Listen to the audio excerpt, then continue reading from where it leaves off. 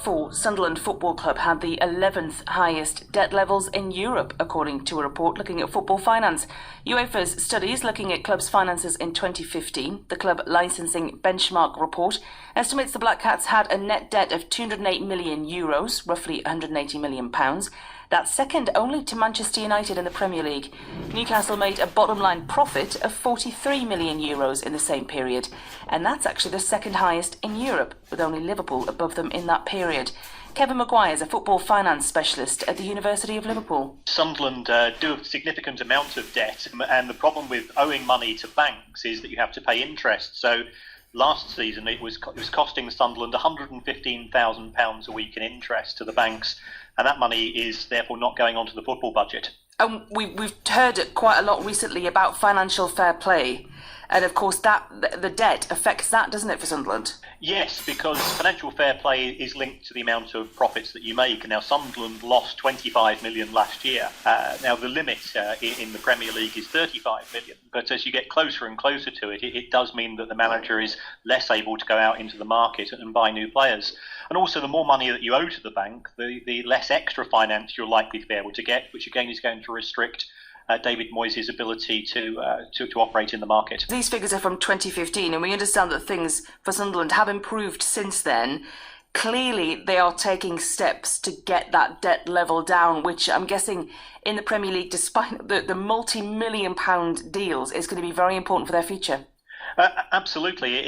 Debt's a double-edged sword. You do need it from an investment point of view, and the danger for a club is that they don't borrow and invest in a situation such as Sunderland, then they get relegated, and then they're dealing with issues such as trying to get rid of players who are on good wages that nobody else wants, but also having to deal with far less money coming in due to the television deals not being there. And if we look at Newcastle then, of course, in the Championship now, and these figures are for 2015, so a lot has changed then. But Newcastle they were the second highest in Europe when it came to profit, which might surprise a few people. That's right, but if you take a look at Newcastle, Newcastle are a big club, but I think fans will be shocked that they had the fourth lowest wage bill in the Premier League that particular season. There's no way that you'd expect the Toon to be paying less in wages than a small club such as Crystal Palace in the Premier League, for example. And if you pay lower wages, you're going to end up at the wrong end of the division. So whilst it was making a lot of money in terms of profitability, the reason for that was that the wage bill was down 18% that year, and therefore you lose the ability to compete for players at the higher levels. This, of course, as well, doesn't include Mike Ashley's loan. Yes, they owe Mike Ashley over 100 million. I mean, lots been said about Mike Ashley. That the one thing you can say in his favour is that he's not charging the club any interest. So, whereas we said earlier that Sunderland were paying £115,000 a week in interest to the banks, at least Newcastle aren't having to shell out anything of that to their owner. We do have this multi-million pound deal for the Premier League when it comes to TV, so the clubs should theoretically be rolling in it.